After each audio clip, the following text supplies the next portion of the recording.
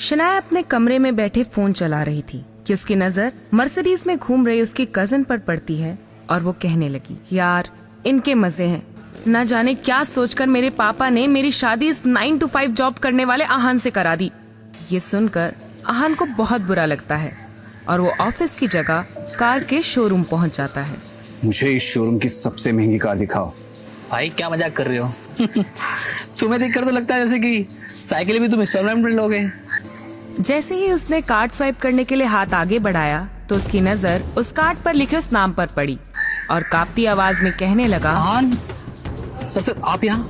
आखिर कौन था ये आहान सिंह रायजादा और क्यों वो इतनी सिंपल जिंदगी जी रहा था? क्या होगा जब शनाया को पता चलेगा आहान की सच्चाई का? कार के शोरूम से आहान जैसे ही ऑफिस के लिए निकला तो उसने मोबाइल स्क्रीन पर देखा तो शगुन का फोन था। शगुन आहान की बीवी शनाया की कजन थी जो हमेशा ही आहान को नीचा दिखाती थी। क्या बात है जीजा जी, फोन नहीं उठा रहे हैं आप? अरे नहीं शगुन, मैं खैर ये सब छोड़ो, मेरा एक काम है। साहू ज्वेलर्स के पास मेरा एक नेकलेस पड़ा हुआ है, उसे लेकर तुरंत यहाँ आ जाइए। शगुन मुझे बैंक जाना है। अरे जीजा जी, ये बैंक जाने का तेवर आप किसको दिखा रहे हैं? पलना तो आपको हमारे टुकड़ों पर ही है, इसलिए ये बहाना बनाना छोड़िए और तुरंत ही यहाँ नेकलेस लेकर आ जाइए। और हाँ, वहाँ पे ज्वेलर्स आपको 30,000 रुपए भी देगा और उसमें से 1 रुपया भी गायब ना करवाना। देखो शगुन, एक बात तो यह है कि मैंने कभी चोरी नहीं की और दूसरी बात यह है ना कि तुम्हें मुझ पर अगर भरोसा नहीं ना तो तुम ये काम अपने किसी नौकर से क्यों नहीं करवाती? अरे जीजा जी, आप ये बात कब समझेंगे कि आपको इस घर में बोलने की इजाजत नहीं है और आप तुरंत यहाँ आ जाइए। इतना कहकर शगुन ने फोन काट दिया। आहान अपने मोबाइल को इस तरह घूर कर देखने लगा जैसे वो दुनिया की सबसे मनहूस चीज हो।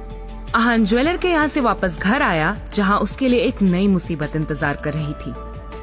उसने सामने देखा तो उसकी सास यामिनी गिल अपने कुछ सहेलियों के साथ रमी पार्टी में व्यस्त थी। आहान उस तरफ से निकला ही था जब यामिनी जी की नजर उस पर पड़ गई। उन्होंने आहान को पुकारा, आहान यहाँ आओ जरा। आहान ने जैसे ही यामिनी जी की आवाज सुनी वो ठिठक गया।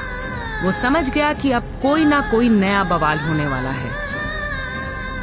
इनकी चप्पल टूट गई है, जाओ रिपेयर करवा लो और हाँ टाइम से आना वापस, क्योंकि उन्हें घर निकलना है। अरे यामिनी, तुम अपने दामाद से चप्पल बनवाने के लिए कह रही हो?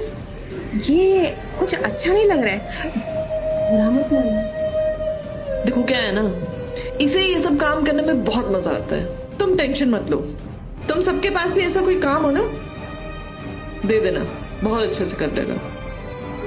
टूटी चप्पलें नहीं ठीक करवाएगा तो और क्या करेगा? काम धंधा तो करता है नहीं। पता नहीं कहाँ से मेरी बेटी के पल्ले पड़ गया निठल्ला। यामिनी जी ने जैसे ही अपनी बात पूरी की, उनकी सहेली ने आहान को उसकी टूटी हुई सैंडल की स्ट्रिप दिखाकर कहा, देखो बस इतना सही है, ये लो। इतना कहते हुए उन्होंने अपना सैंडल आहान के हाथों में पकड़ा दिया। आहान सर झुकाए उस सैंडल की तरफ देखने लगा। ना चाहते हुए भी आहान को ये काम करना पड़ रहा था और तभी उसकी बीवी शनाया का मैसेज आया। क्या आप मुझे ऑफिस लेने आ सकते हो? कुछ काम है अर्जेंट। ये मैसेज पढ़ते ही आहान के होठों पर स्माइल आ गई। वो अपने फोन के स्क्रीन पर लगी शनाया की तस्वीर देखकर मन में ही बोला, इतनी बेइज्जती के बाद भी अगर मैं इस घर में टिका हुआ हूँ तो सिर्फ इसलिए शनाया क्योंकि मैं आपको खोना नहीं चाहता, लेकिन ये सब भी अब ज्यादा दिन चलने नहीं दूंगा मैं। इतना सोचकर आहान ने बाइक स्टार्ट की और अब गिल कंस्ट्रक्शन के ऑफिस की तरफ निकल पड़ा। रास्ते में आहान को एक फूलों की दुकान दिखी। कुछ सोचकर उसने बाइक रोकी और अपना पर्स निकालकर देखने लगा। उसमें सिर्फ 500 का एक नोट पड़ा हुआ था। पैसे तो कम है पर कोई बात नहीं शना, आपके लिए तो इतना भी कम है। भैया एक अच्छा सा बुके बनाओ।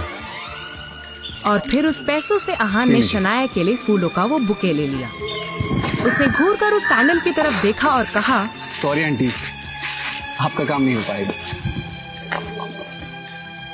Thank you.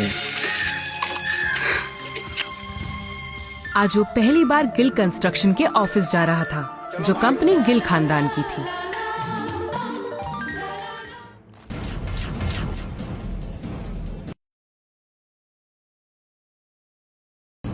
You bloody idiot! दिखाई नहीं देता है क्या तुम्हें?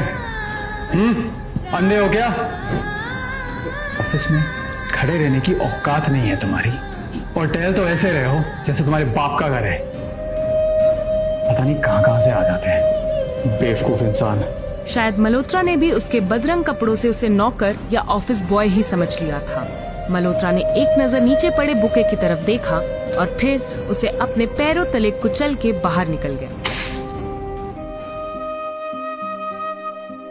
उधर शनाया अपने कैबिन के शीशे के अंदर से ये नजारा देख रही थी। आंखों में आंसू लिए शनाया बस आहान को ही देखे जा रही थी। देव मल्होत्रा वहाँ से जा चुका था और तभी आहान की नजर शनाया पर पड़ी तो एक पल के लिए वो अपनी बेइज्जती भूल गया। वो शनाया की तरफ देखकर खुद से ही बोला, कितना प्यार करती है ना आप मुझसे।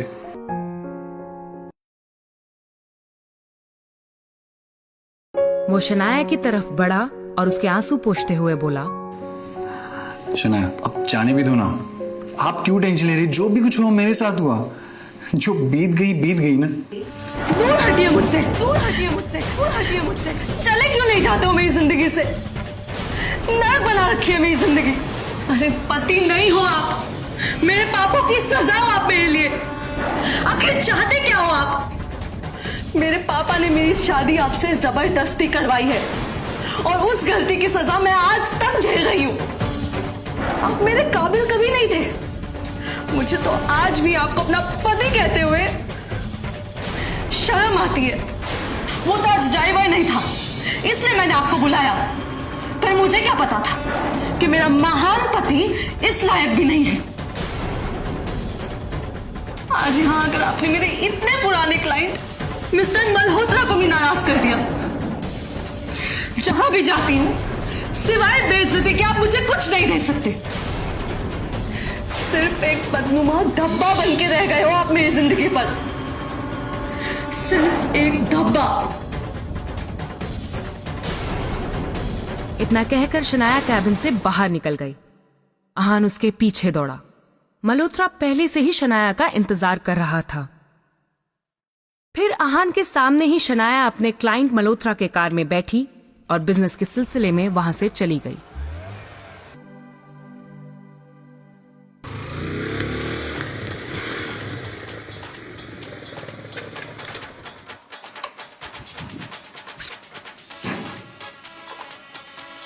रास्ते में रुककर आहान ने थोड़ी शराब पी।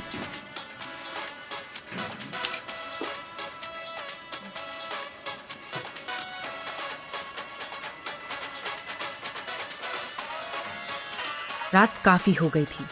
वो दुखी था। तभी अचानक ही आहान का मोबाइल बज उठा। उसने स्क्रीन पर देखा तो यामिनी जी का फोन था।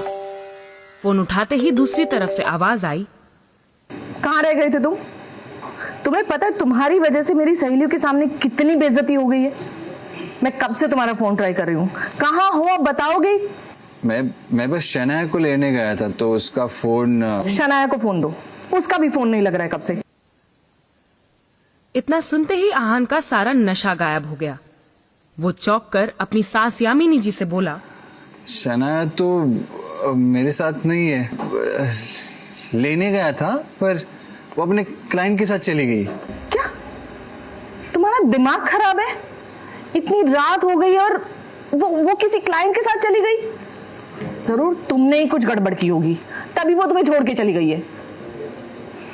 तुम अच्छे दामाद तो बन नहीं सकते हो, कम से कम अच्छे पति बन जाओ। अब जाओ, जाकर ढूंढो उसे। माँ जी। इतना कहकर यामिनी जी ने फोन काट दिया। माँ जी। आहान ने शनाया का नंबर डायल किया तो वो नहीं लग रहा था। कहाँ होगी शनाया इतनी देर रात? क्या आहान शनाया को ढूंढ पाएगा? क्या आहान उसके साथ कुछ गलत होने से रोक पाएगा? ये तो अगला एपिसोड सुनकर ही पता चलेगा। वीडियो में पूछे गए सवाल का जवाब जानने के लिए और आगे के एपिसोड को सुनने के लिए डिस्क्रिप्शन में दी गई लिंक पर क्लिक कीजिए। कमेंट करने वाले 10 लकी विनर्स को मिलेंगे 500 कॉइन्स। तो सुनते रहिए सीक्रेट अमीर ज़ादा सिर्फ पॉकेट FM ऐप पर। Download now.